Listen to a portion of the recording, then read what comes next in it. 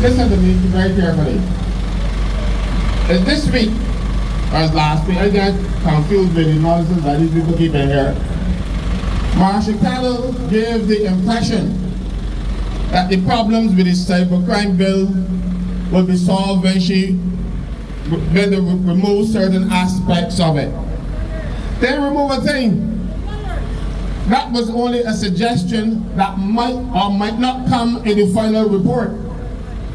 But you saw in the newspapers and all kinds of things that it was changed. That was to fool you. Front page of the paper. So let me tell you what to do. Read the paper, yes, but don't always believe. Most of the time, they skew it toward the government. They give people the impression, oh, that things are good.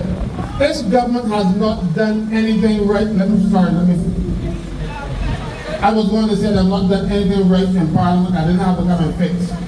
But let me assure you that there was one piece of legislation that they didn't have to fix, and that was to increase their salaries. They don't have to bring that back. That was done correctly. Everything else, they want to come back and fix. Because they're too shoddy. They don't take advice from the people who are supposed to give them advice, who are paid to give them advice. That's called the public service. A lot of you criticize public officers because public officers take the time and to make sure things are done properly. And this government decided they are not going to follow what the rules say, what the laws say, what everything everybody else is saying. They are going to do what they like. So instead of listening to the advice of the civil servants who are paid and trained, what they do, they hire consultants and pay them more than the people who are actually employed to give them advice. These consultants, according to David Simmons, he said, it's not me, that they don't do anything. Let's come to the office, get the maid to make coffee, and put the foot up on the desk. David Simmons said that on CBC. Not me. I stopped quoting him now, but I had to do this today. Know what has happened last month, at the end of last month. Mayor Motley decided, you know something? My consultant, even though they get paid more than the civil servants, I still need to pay them more. And she has given instructions that each of those consultants, the backup consultants, will get a gratuity of 20% of their annual salary for every year since 2020, July 2020, July 24th, 2020. That is how much she cares. She cares about the people who are making $15,000 and $20,000 a month, and she's then going on and giving them 20% of their annual salary. For what? For doing nothing and backdating it for 4 years.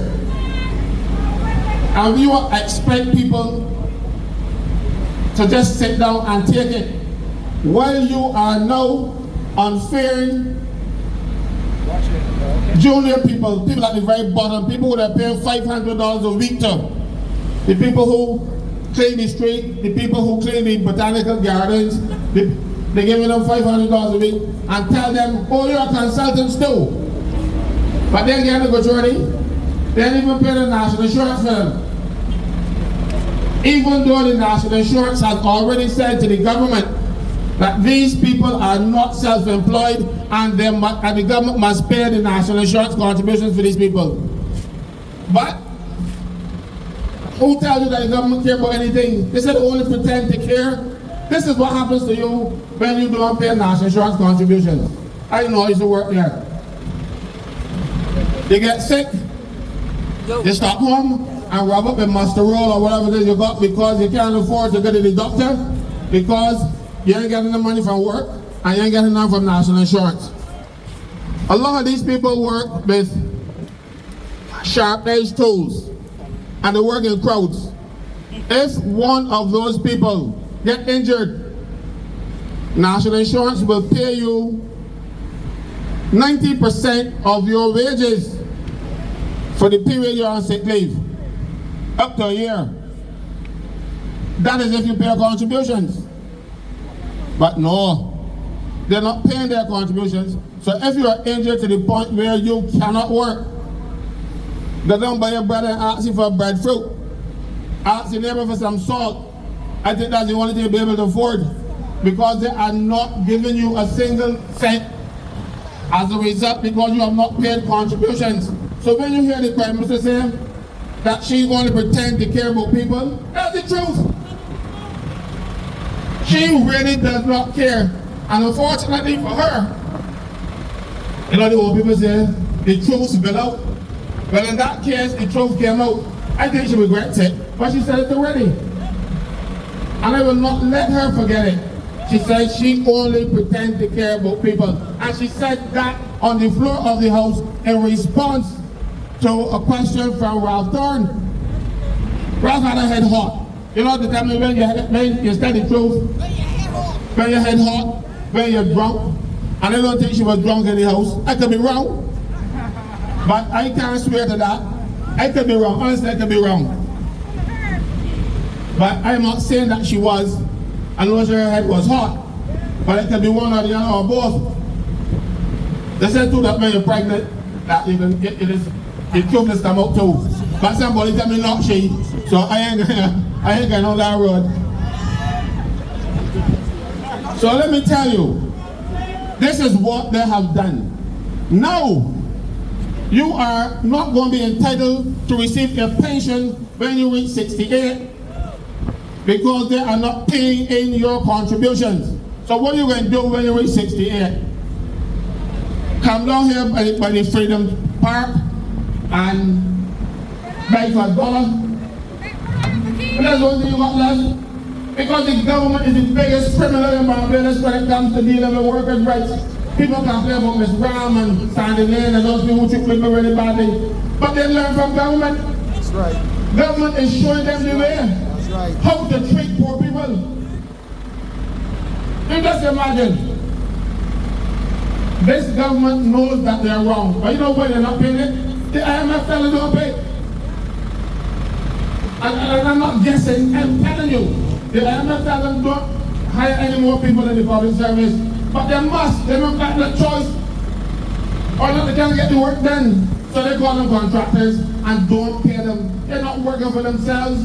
A private contractor is a fellow who, when you hire him, can bring his own workers to come and work for him, bring in staff. These fellows outside the road can bring in staff. They're not contractors. But this government, this caring government that they call themselves, they decide that they will treat workers badly because a lot of them stupid are going to vote for them.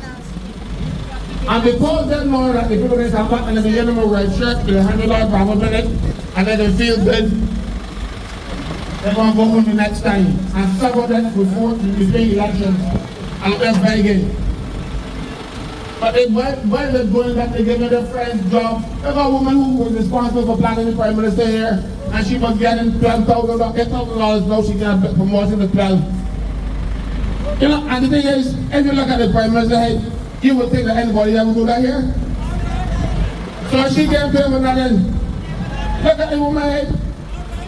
And then it looks like she goes in the shower, and the car don't ever which is so she run out and come again in the car. Forget anything about the head. And then you will tell me, it ain't rasta, it is style, it ain't nothing, it's just a mess, a nonsense on top of her head. And she pays somebody $8,000 to do that. And the fella allows, and the thing is, that $8,000 person gets an national insurance contribution paid. Their contributions are being paid. But the fella at the bottom who making $500 a week can't get contributions paid and will suffer. National insurance can prosecute. But how is national insurance going to prosecute the government? But there's no one that they pack out this place and the police can't prosecute them. Only this week, a couple of days ago, an MP, I'm not going to call his name, reversed his car onto a lady's car. and tell the lady, let me make this up because we don't want, I want to get the police involved. She said, no, but calling by this guy in December. I can't afford what to do. You know, when the police came, he tell the police that the woman is up on he.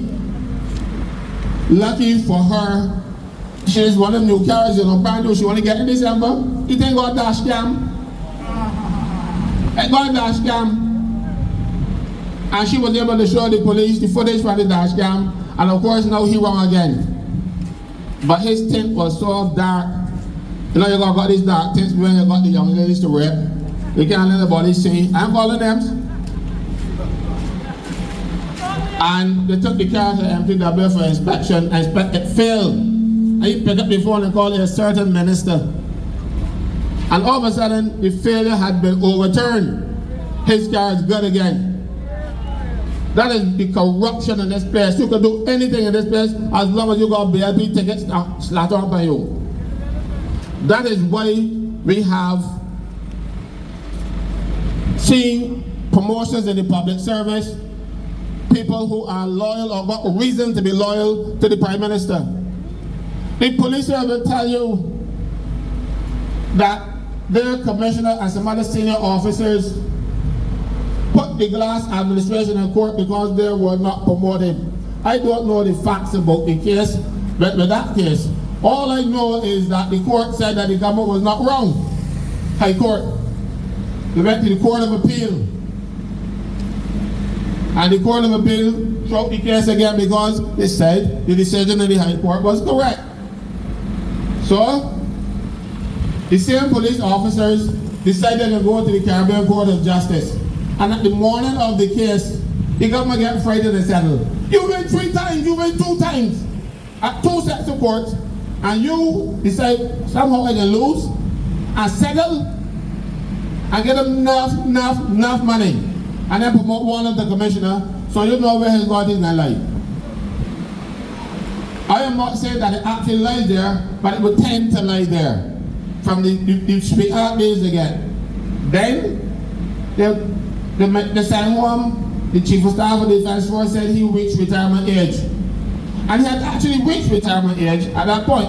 But they raised the age, sent him home, and then bring somebody that was older. Yeah. So you see what they're doing. They are making sure they have their hands on all the aspects of power where they can control them with their people. And the last thing they were doing here, and that we intervene on the Marshall Week show, is to highlight to you the nonsense about the cybercrime bill. They want to lock you up even if you were telling the truth. Even if you were telling the truth, you were supposed to go to jail for 7 years. The Bible says that the truth should set you free. May I mostly say the truth will get you locked up. That is the difference with these people. The truth will not set you free in Barbados.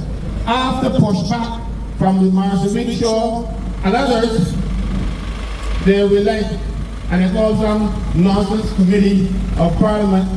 No, there's nothing wrong. Fix it. You want all that committee, you know you get taught. You get catch with your pants down.